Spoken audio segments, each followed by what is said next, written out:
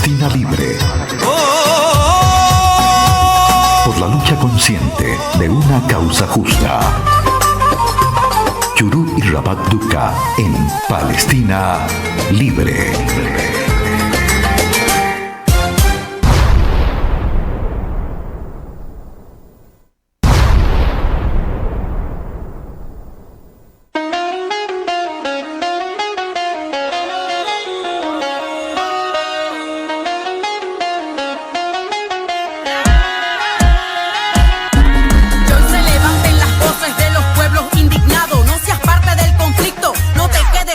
Asentamientos construidos sobre escombros y ruinas, desplazados, torturados. Lo hizo la bota asesina, la que domina, la que extermina.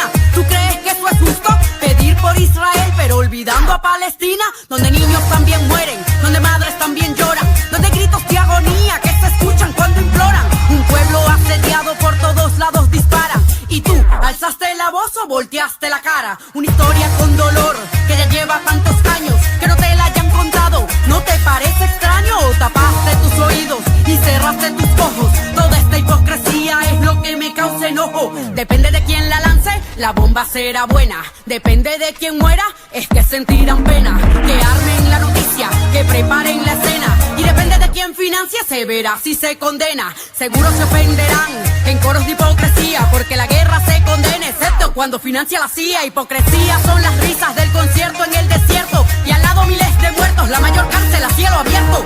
No es autodefensa, es sed de venganza. Con los de animales humanos justifican la matanza.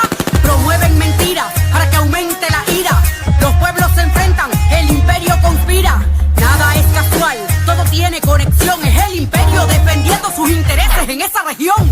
Y yo me pregunto, ¿dónde está Naciones Unidas? Haciendo algo real para que se respete la vida. Que cesen los bombardeos en escuelas y hospitales. ¿Dónde están los organismos internacionales? No intentes confundir, yo también creo en Dios. Y ante la injusticia espera que alcemos la voz. Y en el Hijo de Dios, que curó en el día de reposo. El que siempre hizo el bien, el que también sanó a leprosos. Al que hizo milagro, lo señalaron de mal ejemplo. El que con su moral sacó a mercaderes del templo. Al que les mostró la paz, la verdad, la libertad, dignidad, humildad, lealtad, la justicia y la bondad. Fariseos hipócritas vestidos con su ego. Por su culpa hay almas que las consumirá el fuego. Al que nunca entendieron, pues buscaron otros guías. Caminó por esas tierras, no aprendieron del Mesías. Si el gobierno de Israel comete crímenes de guerra, clamemos por ese pueblo en todo el planeta Tierra. Que rechace el genocidio, que condenen las muertes, que recuerden que es el amor lo que nos hace fuertes. Que no te quedes callado ante todas las agresiones. Los acuerdos nunca se cumplieron,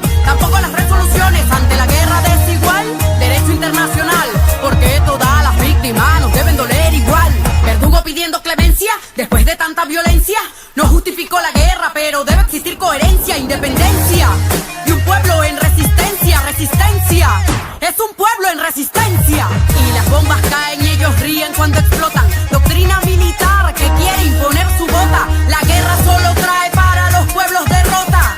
Despierten pueblos, porque el tiempo se agota. No es solo escucharlos decir que quieren la paz del mundo. Palabras con acciones, eso sí que es profundo. Hablar suele ser peligroso, pero hay que ser solidarios. Y decir la verdad es un acto revolucionario.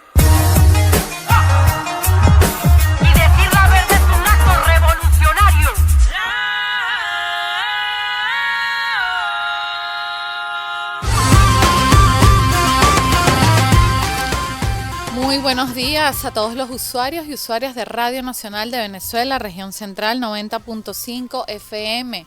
Hoy, un día especial, tenemos este programa de Palestina Libre especial y bueno, comenzamos saludando a Argenis Arias, que nos acompaña desde los controles, la compañera Verónica Viloria desde la coordinación de Radio Nacional de Venezuela, región central, y quien hoy va a hablar para ustedes, Yurú Duqa, y además acompañada de pues este gran invitado justamente en este programa muy especial por Palestina, donde vamos a estar desmitificando la historia de Palestina.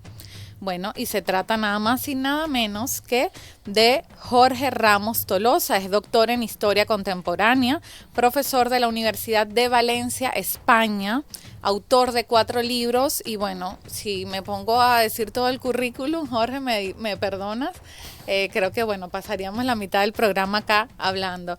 Pero bueno, es un honor recibirte acá en Venezuela. Y además en la ciudad hermana de Valencia, España también, Valencia, Venezuela. Bienvenido a nuestro programa, bienvenido a Venezuela y bienvenido a Valencia. Muchísimas gracias por invitarme, es un gusto enorme. Bueno, Jorge, vamos a comenzar hablando un poco sobre la historia, ¿no? Este programa justamente desmitificar la historia de Palestina. Creemos que es importante, ¿no? Que se conozca desde las bases, desde la historia. Y bueno, ¿quién mejor que tú para conocer, para hablarnos de esto, que estás muy documentado, eres investigador en todo esto? Un poco, ¿no? De cuándo y comienza todo. Claro, bueno, muchísimas gracias de nuevo por invitarme. Es un placer estar en un país tan maravilloso como Venezuela, y me gustaría también agradecer especialmente y poner en valor tu trabajo y vuestro trabajo de todo el movimiento venezolano de solidaridad con Palestina. Agradecer también a los medios y a las periodistas y los periodistas que me están entrevistando. Y bueno, yo creo que siempre es buen momento, y sobre todo ahora, ¿no? Es más necesario que nunca entender que todo está en el contexto, todo está en la historia, ¿no? Porque seguimos recibiendo numerosas informaciones distorsionadas y falta de contexto histórico precisamente para entender lo que ocurre en Palestina, ¿no? Y muchos mitos. Hay una historia muy mitificada, una trayectoria, una experiencia histórica del pueblo palestino que vamos a intentar desgranar hoy y detallar hoy, pero que por desgracia en algunos sentidos es ocultada o ha sido distorsionada, ¿no? En gran medida. Yo creo que el primer gran mito que es necesario desmontar, el primer gran discurso o relato que hace falta desmitificar, es que ante lo que estamos viendo ahora no es una cuestión religiosa ni es algo que se retrotrae a hace 2000 años. Esto es fundamental. No es una cuestión religiosa, aunque obviamente estamos hablando de Tierra Santa, aunque obviamente haya diferentes actores que utilicen la religión como elemento legitimador y movilizador, ni es algo de hace 2000 años. Ok, entonces, ¿cuándo que comenzó todo esto y de qué se trata, ¿no? Efectivamente. Lo que vemos hoy comenzó realmente a finales del siglo XIX. Finales del siglo XIX, y es una cuestión colonial, de colonialismo de asentamiento concretamente, de colonialismo de asentamiento sionista, como ahora explicaremos, y sionista israelí desde 1948, si quieren. ¿Por qué empezó en este momento y de qué manera, y por qué no es una cuestión religiosa, ¿no? Bueno, a finales del siglo XIX, comunidades y personas judías estaban siendo discriminadas y perseguidas en Europa, no en Palestina, ¿vale? Entonces, hubo unas personas que, sin representar el judaísmo, sin ser una rama del judaísmo, estoy pensando en el padre del movimiento sionista, Theodor Herzl, después de barajar diversos territorios, finalmente decidieron que debía ser en Palestina donde tenían que crear un estado colonial exclusiva o mayoritariamente para las personas judías. Esto es fundamental. Ok, y eso es segregacionismo, ¿no? Porque están los derechos de los judíos por encima del resto de la población de allí. Claro, ¿no? Muy importante, lo recordaremos varias veces, ni el sionismo ni el Estado de Israel representan al judaísmo, ni a las comunidades judías, ni son una rama del judaísmo. Pero hablan en el nombre del judaísmo para legitimarse, para justificar su proyecto político colonial, ¿vale? Claro, bueno, de hecho, yo lo digo muchas veces, ¿no? Yo creo que los judíos han sido víctimas del sionismo. Sí, por supuesto, y hay muchos grupos y personas judías que luchan contra el sionismo, lo estamos viendo estos últimos meses. Centenares de personas judías ocuparon el Capitolio de Washington en Estados Unidos entonando el "no en mi nombre" para que acabara el genocidio israelí en Gaza. Ocuparon la Grand Central Station de Nueva York. Personas judías descendientes de supervivientes del genocidio nazi que están desde hace mucho tiempo y ahora todavía más gritando "no en mi nombre" y que pare, ¿no?, esta masacre en nombre injustificadamente del judaísmo. Claro, hay que tener en cuenta que en este momento, cuando surge el sionismo a finales del siglo XIX, Palestina no era una entidad diferenciada, pero formaba parte del sultanato otomano. Y era un territorio muy diverso, siempre ha sido un territorio muy diverso. Esta idea también es fundamental. No es una cuestión religiosa, no es de hace 2000 años, el sionismo no representa al judaísmo y Palestina es un territorio diverso y en el fondo la lucha del pueblo palestino es una lucha por la diversidad, porque ese territorio pueda seguir siendo diverso. Durante más de 1000 años en Palestina han vivido personas musulmanas, cristianas, judías, de ninguna religión, de otras minorías, todas hablando árabe, la lengua común. Una cuestión es la lengua, cultura árabe que todo el mundo tiene y otra cosa es la religión. Claro. Y convivían. Y todos palestinos, indistintamente de su religión. Efectivamente, ¿no? Hablando y compartiendo la cultura árabe. Entonces, claro, cuando surge el sionismo a finales del siglo XIX, solo hay aproximadamente un 3-4% de población judía en Palestina, en la Palestina histórica, un 10-11% aproximadamente de población cristiana y un 85-86% de población musulmana en ese momento en Palestina, sin que haya habido conflictos intercomunitarios entre ellas. El problema se desencadena cuando desde Europa empiezan a colonizar Palestina el movimiento sionista, reclamando que ese territorio debe ser únicamente judío. Este es el problema. Por tanto, la lucha palestina en el fondo es una lucha, como digo, por la diversidad. Y también es muy importante que todas las personas cristianas entiendan que Israel lo que está haciendo es secuestrar el nombre del judaísmo y secuestrar la Biblia para utilizarla contra las personas palestinas cristianas también.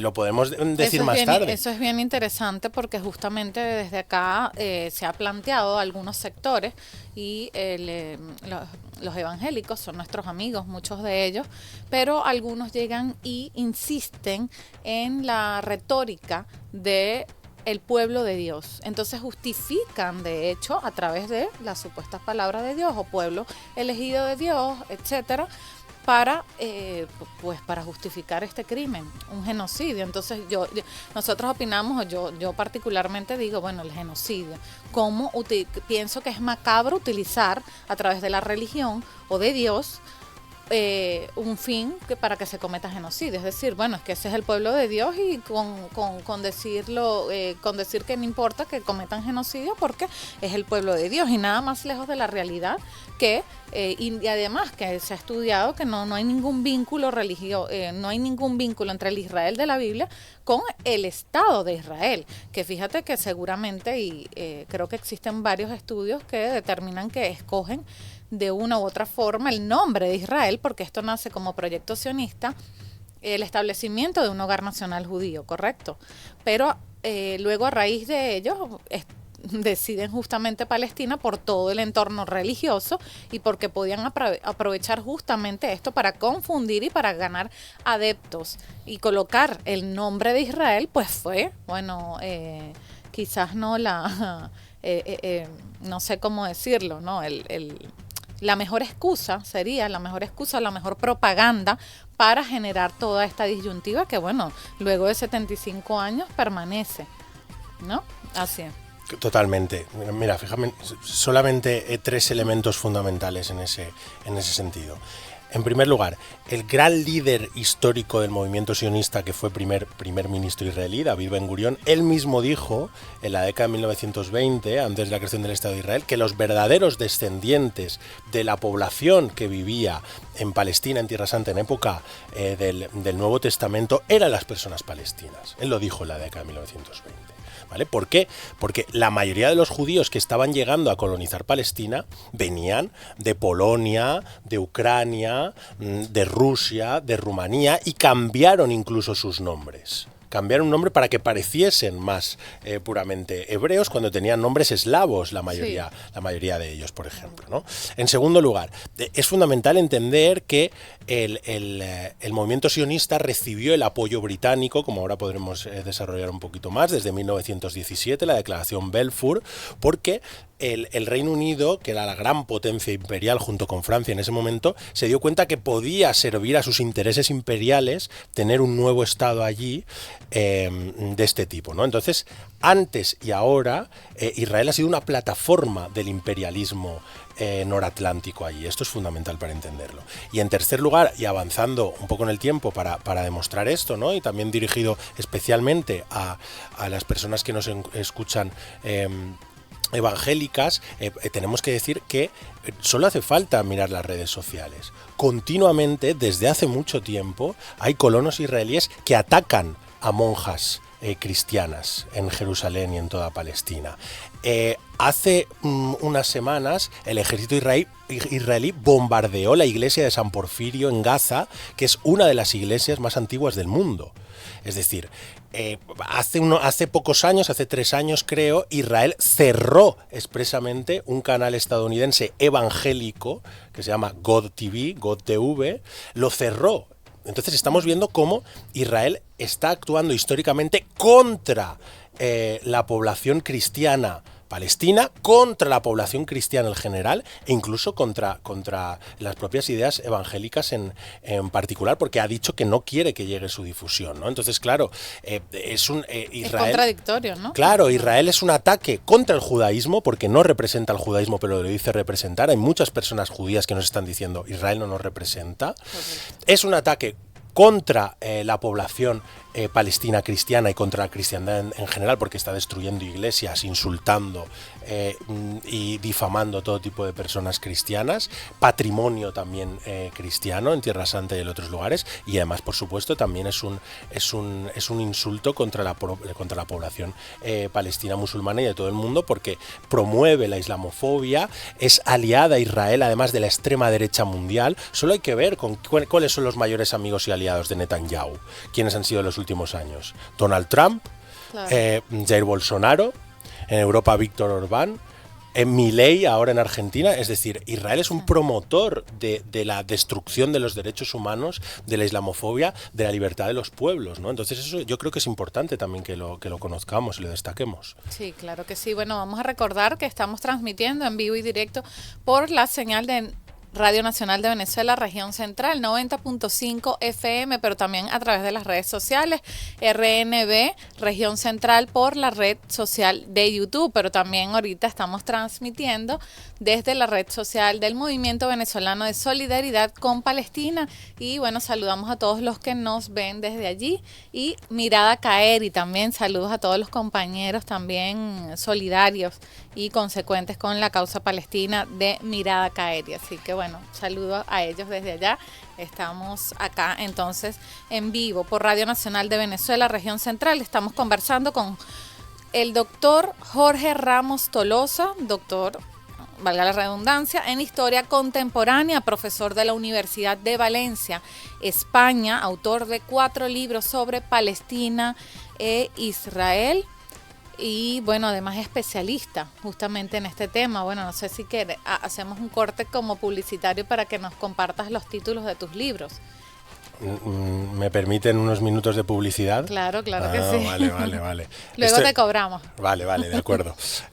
Bueno, pues nada, simplemente me gustaría, si te parece también, Shuruk, compartir por qué me dedico yo a este tema. Sí, claro. La gente me lo pregunta, ¿no? Sí. A veces me dicen, ¿te dedicas a Palestina? Sí, porque tienes un poco cara de árabe o algo así, ¿no? Porque tienes familia allá, ¿no? Que podría ser.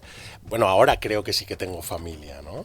Pero cuando empecé a dedicarme a este tema hace más de 15 años, no conocía a nadie, a ninguna persona palestina, a ninguna persona israelí, a ninguna persona árabe, a ninguna persona musulmana, nada, ¿no? Yo empecé a estudiar este tema durante la carrera, estudié historia, y me quedé tan sumamente impresionado de lo que en pleno siglo XXI estuviese pasando una injusticia así, que al año siguiente, en 2008, hice mi primer viaje a Palestina, y claro, cuando lo ves en primera persona, yo invito a todo el mundo a ir a Palestina, cuando lo ves en primera persona todavía te impacta mucho más, ¿no? Sí. Y ahí decidí dedicarme a este tema, ¿no? Y siempre que me preguntan en una frase por qué me dedico yo a Palestina y me sigo dedicando, tanto desde el punto de vista académico como activista, y es porque desgraciadamente existen muchas injusticias en este mundo, pero la injusticia más grande que yo he visto en el mundo es Palestina. ¿Qué fue lo que más te impactó de tu viaje? ¿Qué fue lo que más crees que te movió a decir, no, definitivamente este es mi tema, esta es la lucha que quiero llevar, esto es la voz que desde la academia quieres llevar? Pues a mí hubo varias historias que pude compartir con personas directamente que la verdad es que me impactaron mucho y las llevo siempre dentro de mí. La primera de ellas es la de la familia H de Hebrón, de Al-Jalil.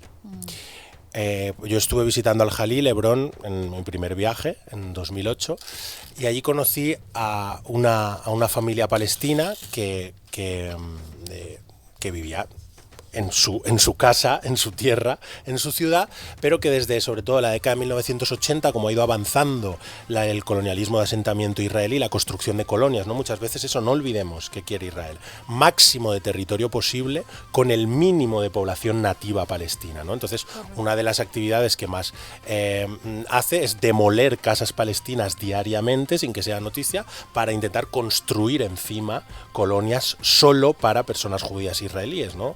Es una de las innumerables expresiones que tiene este régimen de apartheid, ¿no? Este apartheid, que por cierto es un crimen de lesa humanidad, según el Estatuto de Roma del Tribunal Penal Internacional, y que ya hasta las ONGs más conocidas del mundo, anglosajonas como Human Rights Watch o Amnistía Internacional, denuncian que Israel es un régimen de apartheid. Por tanto, dejar de colaborar con este régimen de apartheid, que es Israel y ahora también genocida, no solo es un deber moral, sino que es una obligación legal de todos los gobiernos del mundo no colaborar, no asistir, no ser cómplice. Esto es muy importante y lo repetimos insistentemente en España y en Europa y especialmente en el Atlántico Norte, porque Israel hace lo que hace gracias en gran medida a todo este apoyo que tiene, ¿no? del Atlántico Norte. Entonces, la historia que yo vi allá en Al-Jalil, en Hebrón, de la familia H, es que viven en su casa y en los años 80 construyeron una colonia justo encima, Tel Rumeida. Y desde entonces les han hecho la vida imposible para que se vayan de allá, porque en el fondo es el objetivo de Israel. El objetivo de Israel es que las personas palestinas se vayan para sustituirlas por personas judías. Entonces, esto se puede ver en el microcosmos de muchas ciudades palestinas. Y en el caso de Al-Jalil Hebrón, les han hecho la vida imposible a la familia H. A mí Hashem y Nisrin me enseñaron su casa, diariamente les escupen, les agreden, terrible, les lanzan electrodomésticos, les lanzan aceite hirviendo, no les dejan ni tener cuchillos de cocina para comer cuando los colonos israelíes de arriba tienen fusiles M16. A Nisrin, a la mujer palestina Nisrin, cuando estaba embarazada una vez, le golpearon su vientre tantas veces que le golpearon el vientre primero con piedras, que perdió el feto, el bebé que todavía no había nacido, una vez. Otra segunda vez la pusieron encima de una piedra y le golpearon los colonos tantas veces con la culata de fusiles que volvió a perder otra vez el bebé que iba a tener. Entonces yo vi ahí una... Y de hecho creo que Nisrin perdió a su esposo, ¿cierto? Eso iba a decir, esa historia. Entonces yo ahí les dije a Nisrin y Hashem, bueno, yo voy a volver a España, voy a dedicar mi vida a Palestina, a poner mi granito de arena para que no pueda haber esta injusticia tan grande y para que todo el mundo la conozca. Entonces yo empecé a hacer mi tesis doctoral, de la cual surgió mi primer libro, que es Los años clave de Palestina e Israel. Y mi tesis doctoral, que acabé en 2016, bueno, yo les dije a Hashem y a Nisrin que iría a enseñarles mi tesis doctoral. Les prometí que iría a enseñarles mi tesis doctoral sobre Palestina cuando la acabase. Yo acabé mi tesis doctoral en 2016 y en 2015, en uno de los checkpoints que hay dentro de la ciudad de Al-Jalil Hebrón, porque es una ciudad que también, precisamente como tiene un pasado bíblico tan importante, está la tumba de Abraham, la mezquita de Abraham, hay colonos israelíes dentro de la propia ciudad de Al-Jalil Hebrón. Normalmente están digamos, en localidades independientes, no dentro de una misma ciudad palestina. Entonces es un infierno especialmente terrible, ¿no? El de Al-Jalil Hebrón. Bueno, en un checkpoint, uno de los checkpoints que hay en Al-Jalil Hebrón, las tropas del apartheid israelí lanzaron tantísimos gases lacrimógenos en un lugar donde estaba Hashem, el marido de Nisrin, que acabó ahogándose y falleció. Y esto fue octubre de 2015. Sí. Yo defendí mi tesis doctoral en abril de 2016, entonces no pude volver a Palestina para enseñarle mi tesis doctoral a Hashem, pero se la dediqué. Wow. Entonces yo creo que es una historia muy dura, pero es una historia que me ha marcado mucho, y yo quiero destacar una de las cosas por la que la gente nos dedicamos a Palestina. Yo nunca he visto tanta hospitalidad, aquí en Venezuela también, nunca he visto tanta hospitalidad, tantas ganas de vivir y tantas sonrisas como las que he visto en Palestina. Entonces eso nos enseña vida, nos da ganas de seguir adelante. Yo siempre digo que ahora en estos momentos de tanta violencia y genocidio israelí en Gaza es difícil no hablar de otra cosa, pero hay que hablar también el pueblo palestino, la apuesta del pueblo palestino por la educación. En un territorio de 5.000 kilómetros cuadrados como Cisjordania o Gaza existen 15 universidades palestinas. Eso es extraordinario, la apuesta del pueblo palestino por la educación, por cierto, con una mayoría de mujeres palestinas en las universidades. En 2016 recibió el Premio Nobel de la Educación la mejor maestra del mundo, Hanan Al-Rub, que es una refugiada palestina, por cierto. Tenemos que hablar de esto también, cómo el pueblo palestino, aunque le demuelan casas, aunque destruyan día a día escuelas, para que no se pierdan ni un día de clase los niños y las niñas, la intenta reconstruir en una noche, o si no, da clases sobre las mismas ruinas, sobre los mismos escombros, ¿no? Hay muchas fotos que pueden buscar. Yo creo que esto también hay que destacarlo y nos enseña vida, ¿no? Y cuando tenemos un problema también, ¿no? A este lado, sea en el rinconcito del Mediterráneo donde vivo yo, o sea a este lado del Atlántico, pensemos en el pueblo palestino. El pueblo palestino supera con su mood, con resiliencia, podríamos decir, con perseverancia, problemas mucho más graves. Por tanto, también es una ayuda, ¿no? para nosotros psicológico, de salud mental, y una inspiración. Ya a veces tengo un problema y digo, esto en Palestina se ríen y lo resuelven rapidísimamente. Entonces creo que también yo estaré eternamente agradecido al pueblo palestino para eso, ¿no? Bueno, y todo esto venía por mis libros, no sé por qué. Sí, vamos luego a un corte, pero queremos saludar a los que están conectados con nosotros desde las redes sociales. Bueno, personas desde Palestina, Jorge, están conectadas con nosotros. Cumaná, desde Houston, en los Estados Unidos, están conectados. Bueno, no sé ahora si quizás muchas otras personas más, así que los saludamos y agradecemos que, bueno, están pendientes. Realmente el mundo ha estado pendiente, mucho el pueblo, los pueblos del mundo, en su mayoría solidarios, están sufriendo además este terror, este horror, este genocidio, este crimen, esto que yo honestamente, yo pienso que no hay un término que ni colocarle holocausto ni genocidio humanamente. Sé que, bueno, según fundamentos, legislaciones, etcétera, y todo lo protocolar, por decirlo así, establecen términos con normas, etcétera, pero creo que esto... Incluso personalmente no pensé siquiera vivir lo que está ocurriendo actualmente. Pero bueno, vamos a compartir y luego vamos a una pausa musical. Comparte los libros, los titulares de tus libros. El primero que salió de mi tesis doctoral es Los años clave de Palestina e Israel.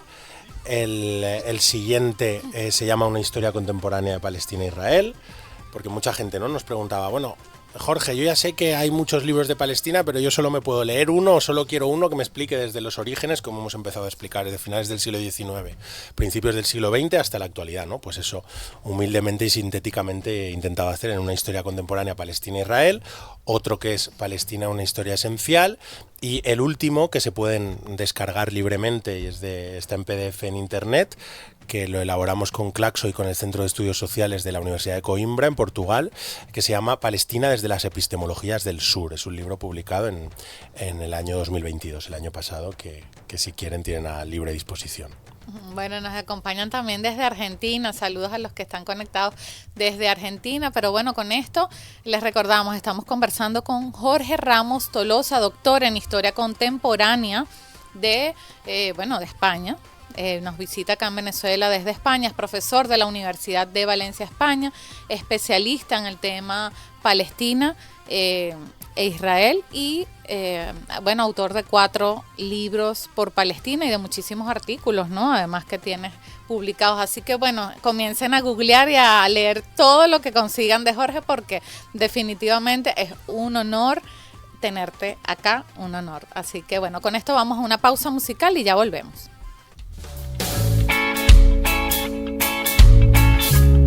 Yeah, yeah, yeah, yeah, yeah, yeah, yeah, yeah.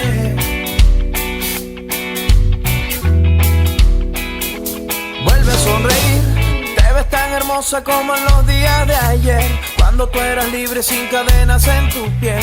Sé que tú resistes, tú eres fuerte, yo lo sé. Siempre estaré aquí, secando tus lágrimas si vuelves a llorar. Tranquila que sabes que sola nunca estarás, y si tú te caes mis manos te pondrán de pie. Un vestido de cemento cubre tu cuerpo, gracias a Dios que te sobra aliento para acabar este sufrimiento. Palestina, mujer divina, afortunada y tan protegida por tantos hijos que no dudan por tirar su vida. Palestina con alma herida, pero de pie tú estás día tras día. Llora a tus hijos que ya no están por cuidar tu vida. Mishmizaker, yo no recuerdo lo que pasó, solamente me acuerdo de la ocupación. Quiero despertar sin un mal recuerdo y volver a sentir que ya no hay día gris, y poder caminar sin tener que pensar en vivir ningún día más lejos de ti. Palestina, mujer divina, afortunada y tan protegida por tantos hijos que no dudan por tirar su vida. Palestina con alma herida, pero de pie tú estás día tras día. Llora a tus hijos que ya no están por cuidar tu vida. Yo vivo por Palestina, yo vivo por Palestina, respiro por Palestina, respiro por Palestina, doy todo por Palestina, doy todo por Palestina. Yo amo a mi Palestina, yo vivo por Palestina, yo vivo por Palestina, respiro por Palestina, respiro por Palestina, doy todo por Palestina, doy todo por Palestina. Yo amo a mi Palestina. Palestina, mujer divina, afortunada y tan protegida por tantos hijos que no dudan en dar su vida por ti. Palestina, mi tierra linda, tú no sabes cuánto daría porque tú seas feliz, porque tú seas feliz. Palestina, Palestina, Palestina. Moraes, acuérdate de mí. Palestina, Palestina, Palestina. Siempre estaré contigo, mi Palestina.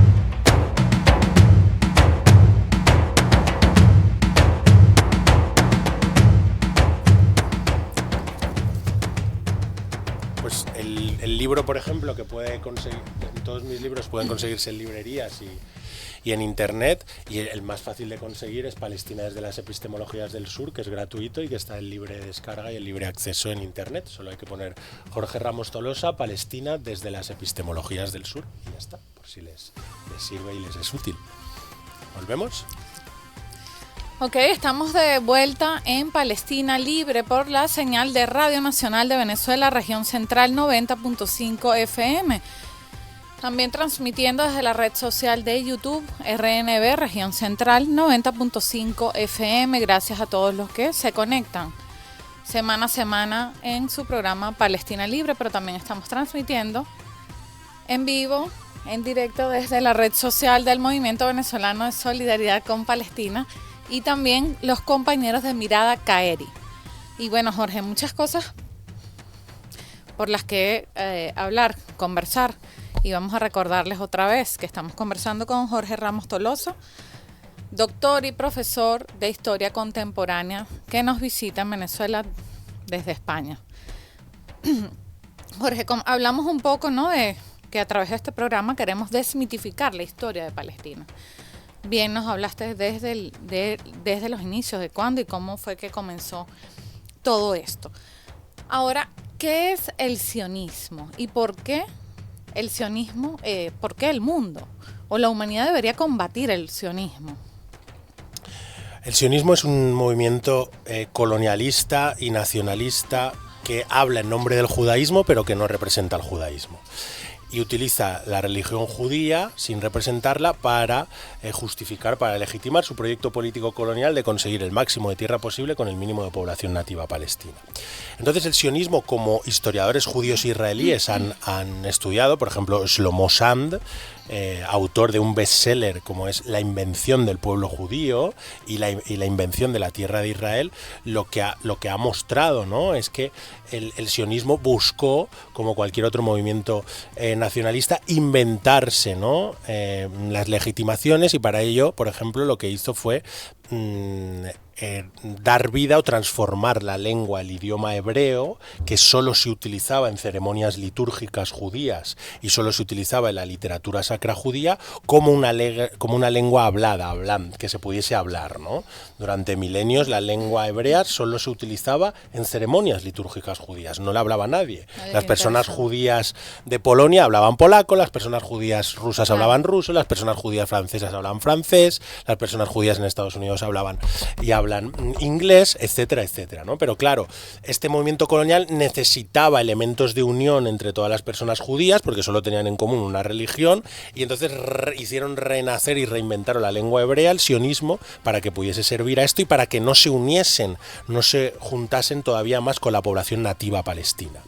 ¿Vale? Entonces, claro, el sionismo también lo que hizo en el fondo es aceptar el antijudaísmo europeo. Porque el antijudaísmo europeo, que perseguía y discriminaba a las personas judías, decía que las personas judías eran como una especie de un cuerpo extraño, se hablaba en este lenguaje en la época, un cuerpo extraño en Europa. Entonces el sionismo, en el fondo, lo que hace es aceptar esa idea antijudía de que los judíos son un cuerpo extraño en Europa y decir que solo la única solución es ir a colonizar otro territorio, ¿no? Y ahí hay una relación entonces con el sionismo y el nazismo. Claro, esto es fundamental. O sea, hay que tener en cuenta que el sionismo empezó a colonizar Palestina, buscó sistemáticamente el apoyo de una gran potencia, consiguió el apoyo del Reino Unido en 1917, mientras se desintegraba el Imperio Otomano, el Sultanato Otomano, que perdió la Primera Guerra Mundial y ganaron franceses, británicos, etcétera, etcétera. Entonces entró el Reino Unido en Palestina, pasó a incorporar Palestina al Imperio Británico, y el Reino Unido, a pesar del mito tradicional israelí, el mito de la historiografía oficial israelí, de que el Reino Unido no apoyó al movimiento sionista, grandes historiadores y el consenso historiográfico, claramente incluyendo de historiadores revisionistas israelíes como Ilan Pappé, Bisleim o Benny Morris, es que el movimiento sionista recibió el apoyo británico por precisamente lo que hemos mencionado antes, ¿no? Porque el Reino Unido veía como una plataforma de su imperialismo este colonialismo de asentamiento sionista y el futuro Estado sionista que se iba a crear en 1948 con el nombre de Israel, ¿no? Entonces, claro, el movimiento sionista colaboró con el nazismo, esto es fundamental. Y es uno de los hechos históricos más ocultados, ¿no? Sí. Y menos difundidos.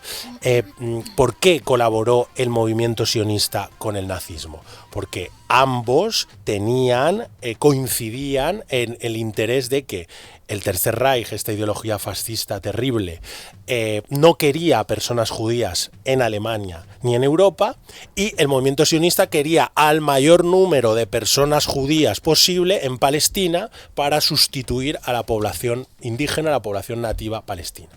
Entonces, por ejemplo, a los pocos meses de la llegada de Hitler al poder, en agosto de 1933, la Federación Sionista Alemana pactó y llegó a un acuerdo que se llama Haavara, lo pueden buscar, lo pueden googlear, Haavara, Haavara, el acuerdo en agosto de 1933 entre la Federación Sionista Alemana y el Tercer Reich y el nazismo, para llevar a judíos a Palestina y sustituir a la población nativa. Pero también incluso grandes posteriormente arquitectos del genocidio nazi durante la Segunda Guerra Mundial, terribles criminales nazis, fueron invitados a Palestina antes de la Segunda Guerra Mundial, fueron invitados por sionistas. Adolf Eichmann, que el propio Estado de Israel juzgó en a principios de la década de 1960, intentando arrogarse la representación de la población judía, así diciendo, no, hemos capturado a un criminal nazi, lo vamos a juzgar y lo vamos a condenar a muerte como hicieron, porque representamos al judaísmo, ¿no? Falsamente, ¿no? Como hemos desmitificado. Pero justamente Adolf Eichmann, que Israel juzgó a principios de los años 60 y condenó a muerte por el genocidio nazi, había sido invitado a Palestina a visitarla en 1937 por sionistas como Feivel Paulks.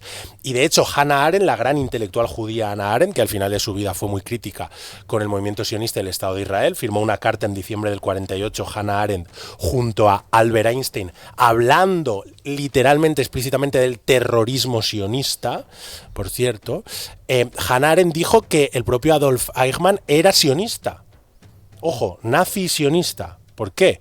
Porque los sionistas quieren al máximo número de personas judías en Palestina para colonizar el territorio, y el nazismo no quería ninguna persona judía en Alemania ni en Europa. Entonces no es una exageración decirlo de nazisionismo, porque hay personas que dicen, esta gente inventa términos que si nazisionismo no hayan que decir, que son exagerados, etcétera. Yo creo que tenemos que ser muy rigurosos y rigurosas, ¿vale? Entonces, sí que hubo, antes de la creación del Estado de Israel, antes de la Nakba, colaboración entre organizaciones sionistas y entre personas sionistas y el Tercer Reich o figuras nazis. Eso lo podemos decir, por supuesto. Y después de la creación del Estado de Israel, después de la Nakba, también hubo el Mossad israelí, el servicio secreto israelí, también contrató a jerarcas nazis y a criminales nazis, como Otto Skorzeny, conocido nazi, soldado favorito de Hitler, era conocido así, cara cortada, el hombre más peligroso de Europa, trabajó para el Mossad israelí. Entonces yo creo que tenemos que tener mucho rigor y hablar de estos hechos concretos y estos datos, ¿vale? Claro. Ahora en todo esto, el rol de Gran Bretaña y el rol además también de las Naciones Unidas en todo el tema palestino, en la colonización y ocupación. Sí, muy rápidamente, porque tenemos menos tiempo del esperado. Como he dicho, el Reino Unido ocupó Palestina desde 1917 hasta 1948 y apoyó al sionismo de numerosas maneras. Como después hablaremos, cada vez la resistencia palestina fue más activa contra la colonización sionista y su apoyo británico, con una gran participación de mujeres palestinas, por cierto, esto es muy importante, hablaremos después. Y entonces el Reino Unido apoyó al movimiento sionista a crear una especie de preestado o paraestado y prepararse para el momento clave, para el momento cumbre que llegó entre 1947 y 1948, hace 75 años, la Nakba palestina, el momento clave para crear ese estado colonial en el máximo de territorio posible con el mínimo de población palestina. Entonces, por ejemplo, el Reino Unido permitió crear universidades al movimiento sionista, mientras que le negaba crear universidades al pueblo palestino. El movimiento sionista colaboró con el Reino Unido para reprimir a la población palestina en la gran insurrección palestina entre 1936 y 1939, ¿no? Entonces, el Reino Unido, después de la Segunda Guerra Mundial, vio que la cuestión palestina, la colonización de Palestina se le escapaba de las manos.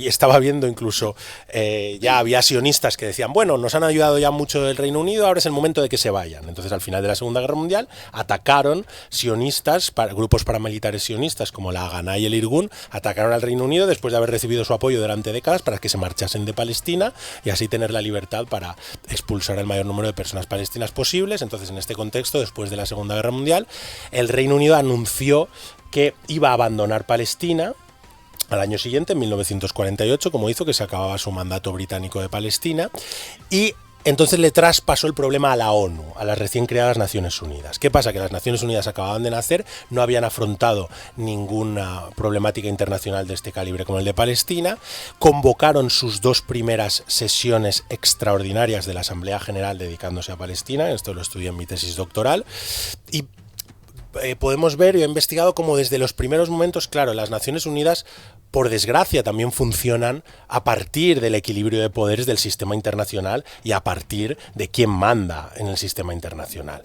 Y después de la Segunda Guerra Mundial y a lo largo de la Guerra Fría sabemos que la primera potencia mundial, que era Estados Unidos, pues también ha conseguido, ¿no? Ha intentado al menos guiar numerosas actuaciones de las Naciones Unidas, aunque aún así la cuestión de Palestina es a la que se han referido, la cuestión de Palestina se llama así en las Naciones Unidas, es a la que se han referido más resoluciones de la Asamblea General de la ONU, más resoluciones del Consejo de Seguridad de la ONU, y por cierto, con una clarísima crítica al Estado de Israel, e incluso ya son muchos organismos y altos representantes de las Naciones Unidas la que hablan, como hemos dicho antes, que Israel es un régimen de apartheid.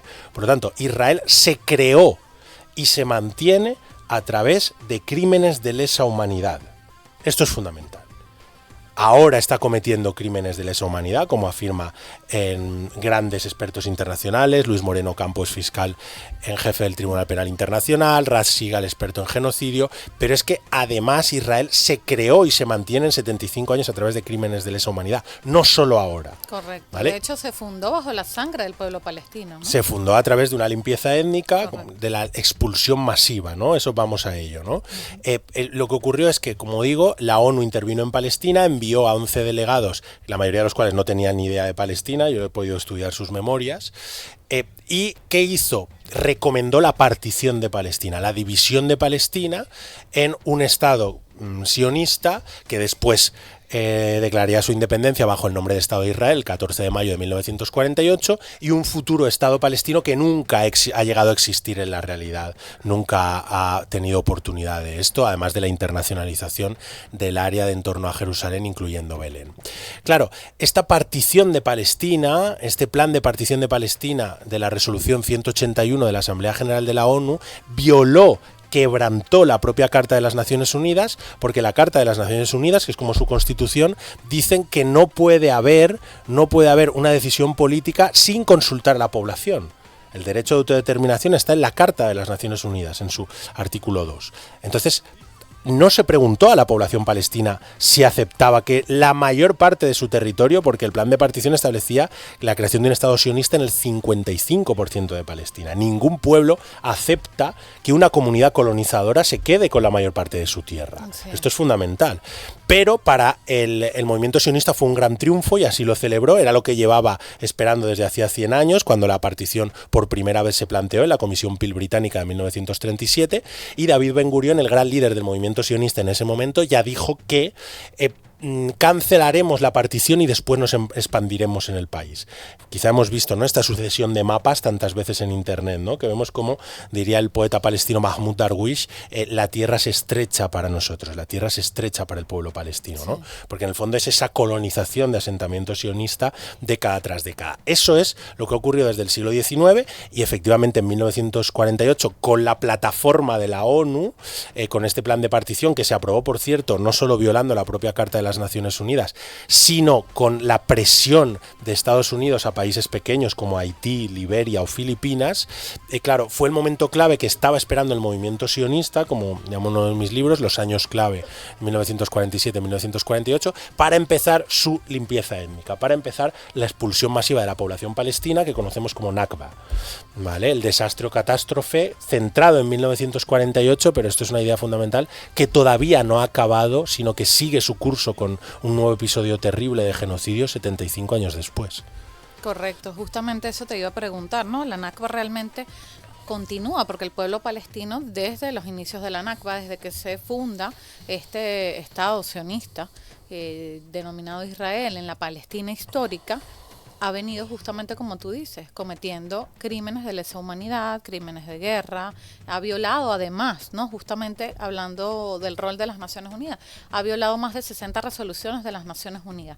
Entonces, ¿por qué ha sido como el niño mimado, ¿no? Del imperialismo Israel? Porque se ha permitido, que yo considero que ha gozado como de una infinita impunidad, que es lo que ha permitido que se sienta cada vez como más en esa supremacía de poder hacer y acabar y exterminar sin que nadie lo regañe, ¿no? Por decirlo así, sin que nadie lo boicotee, lo sancione o lo castigue de una u otra forma, hipócritamente o desde la legislación internacional. Hay otros casos, como por ejemplo el más recién, el tema de Ucrania, Rusia-Ucrania. Bastaron 2-3 días como para que las sanciones y el mundo pues se levante. Claro. Aquí dos partes fundamentales y estoy totalmente de acuerdo contigo, Shuruk. Muchas gracias por tu planteamiento. Hay que tener en cuenta que la Nakba es un presente eterno para el pueblo palestino. Es una Nakba sin fin. Por tanto, ahora se está hablando de segunda Nakba. Yo diría que es la Nakba en 2023, no la Nakba de 2023. O sea, la Nakba continúa 75 años después como un presente eterno, ¿no? Por tanto, ahora tiene terribles y horribles manifestaciones, pero ha tenido también otras manifestaciones, quizá no tan terribles, pero también atroces, ¿no? En los últimos 75 años. Hay que tener en cuenta que entre diciembre de 1947, cuando por cierto fue atacada, por ejemplo, el pueblo palestino de Lifta, que después podemos hablar de la familia de tu madre, lo adelanto por si después no se me ocurre porque quiero recordarlo. Para mí, lo hablamos ayer, para mí otro de los símbolos o de las representaciones más importantes de la cuestión de Palestina, de la colonización de Palestina o nuestro apoyo al pueblo palestino, se resume en Lifta. Lifta ha sido considerado como el último pueblo virgen de Palestina. Fue uno de los pocos pueblos palestinos que, aunque sufrió la limpieza étnica, como otros 615 localidades palestinas, no fue arrasado totalmente, ni se construyeron encima, sino que todavía quedan unas casas de arquitectura vernácula extraordinaria. Y ahí, en esa parte que está en Jerusalén, en la parte oeste de Jerusalén, han ido en los últimos 75 años muchas personas judías israelíes hay unas fuentes a darse unos baños, allí grupos de scouts a hacer excursionismo, hippies, de todo, ¿no? Y alguien judío israelí hizo una pintada en hebreo fuera de una casa palestina de Lifta. Y pintó y ponía en esa graffiti, en esa pintada, en hebreo, muerte a los árabes. Es un terrible, ¿no?, eslogan, lema que cantan muchas veces judíos israelíes sionistas en manifestaciones, etcétera, etcétera. Sí. Muerte, ¿no? El sionismo lleva la muerte escrita en la frente, como cualquier otra forma de colonialismo y de racismo. No olvidemos que la Asamblea General de la ONU dictaminó en su resolución 3379 que el sionismo es una forma de racismo y discriminación racial. Aunque después, por la presión de Estados Unidos e Israel a principios de los 90 fue revocada, la mayoría de representantes políticos y diplomáticos del mundo saben, y así lo hicieron saber en esta resolución, que el sionismo es una forma de racismo, ¿no? Por tanto, la lucha palestina también es una lucha antirracista, esto es fundamental, sí, anticolonialista y antirracista, fundamental, ¿vale? Entonces estamos en contra de toda forma de racismo, incluyendo la islamofobia, incluyendo la judeofobia. Claro, muy importante, por supuesto. Entonces una causa humana, por eso decimos que luchar por el pueblo palestino no es únicamente levantar la voz del pueblo palestino, sino que realmente la voz de la justicia, de la libertad, contra el racismo, contra la discriminación, contra el colonialismo y muchísimas banderas. Pero lamentablemente... Déjame acabar lo de Lifta, las últimas palabras con esta historia. Judíos israelíes han pintado en hebreo muerte a los árabes. ¿Qué ha pintado alguna persona palestina en una casa palestina de Lifta? Una poesía de Mahmoud Darwish, en árabe, por supuesto. ¿Y qué dice este verso? sobre esta tierra hay algo que merece la pena la vida. Frente a la muerte sionista israelí, enseñar vida del pueblo palestino. Así es, así que nosotros enseñamos vida, Señor, así lo dijo Rafik Diada, una gran poeta contemporánea palestina. Bueno, lamentablemente llegamos al final de este programa, pero vamos seguramente a la segunda parte de este programa Palestina Libre por la 90.5 FM, gracias al compañero Argenis Arias que nos acompañó desde los controles, la compañera Verónica Viloria desde la coordinación de Radio Nacional de Venezuela, Región Central, y quien estuvo bajo la producción y conducción de este programa, Shuruk Duca. Hasta pronto. Palestina Libre. Seguiremos forjando un mundo libre de sionismo por la humanidad. En Palestina Libre.